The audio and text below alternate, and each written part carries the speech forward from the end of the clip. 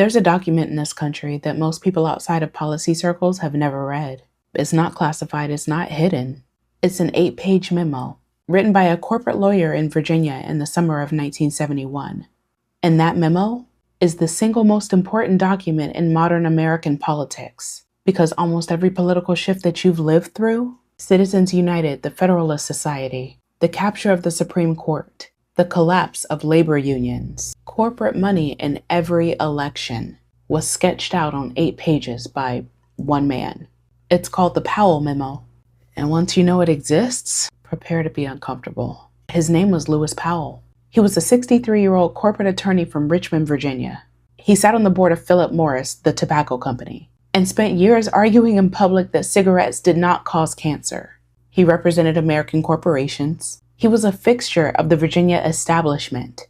And on August 23, 1971, he wrote a confidential memo to his friend Eugene Snyder at the U.S. Chamber of Commerce. The memo was titled Attack on the Free American Enterprise System. It was marked confidential, which means it wasn't meant for the public. So fast forward 2 months. Richard Nixon nominated Lewis Powell to the United States Supreme Court. The memo wasn't disclosed during his confirmation hearings. The Senate never saw it. The American public never saw it. Powell was sworn in as a Supreme Court justice in January 1972, 6 months after writing a private plan for corporate America to take over the country. The memo opens with a warning. Right. No thoughtful person can question that the American economic system is under attack. Powell argued that business was losing the universities, losing the media, losing the younger generation, losing the courts. And the only way to reverse it was a coordinated multi-decade plan funded by corporations to take back every institution that shaped American opinion. The language in the memo is the language of war. Let's call a spade a spade. He used the words frontal assault, warfare, rifle shots, guerrilla warfare. He underlined the word survival. He said that corporate America had to abandon compromise and appeasement. Now this plan had 4 parts. 1, capture the universities, fund scholars, endow chairs, monitor textbooks, pressure faculty. 2, capture the media, surveil television content, produce counter-programming, build new press favorable to corporate interests. Hello? Are you listening? 3, capture the courts. He wrote directly that the judiciary may be the most important instrument for change. Fund strategic litigation, build legal organizations, get corporate-friendly judges on the bench. 4, capture the political system, build lobbying arms, create political action committees, spend on elections at a scale that nobody's ever done before. Seriously. That was the plan.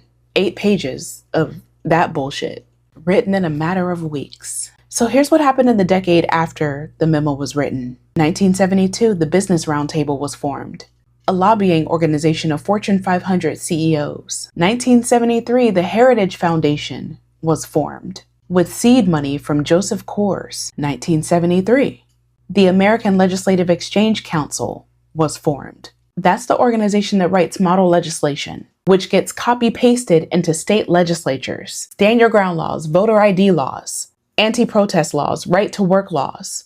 Literally all of it. Drafted by corporate lobbyists in a conference room, then handed to state legislatures to introduce. 1977, the Cato Institute, founded with Koch money. 1977, the Chamber of Commerce National Litigation Center, now the most successful corporate advocacy group in Supreme Court history. 1978, the Manhattan Institute. 1982, the Federalist Society. That's the organization that controls the conservative judicial pipeline. Are you picking up what I'm putting down? Every single one of those organizations was a direct descendant of the Powell Memo. In 1971, there were 175 corporations, right? By 1982, there were over 2,400. 2,400. But I said all that. Here's the part that should stop you in your tracks, though. In 1978, 6 years after he was sworn in, Lewis Powell wrote the majority opinion in a Supreme Court case called the First National Bank of Boston versus Bellotti. That case is the first one that established that corporations have First Amendment rights, the right to spend money influencing elections. Let that sit for a second, right? You can't make this shit up. The same man who wrote a private blueprint for corporate America to take over this country, then went to the Supreme Court and wrote the ruling that legalized corporate political spending. He handed them the weapon he had designed in secret 7 years earlier. In 2010, the Supreme Court decided Citizens United v. FEC was going to be the ruling that opened the floodgates for unlimited corporate money in American elections. The Citizens United majority opinion cited Powell's 1978 ruling over and over again, which means the case that broke American democracy in 2010 was built on the same foundation poured by a man who designed the entire plan in a private memo in 1971. So I just want you to take a minute to think about everything you've ever seen break in your lifetime.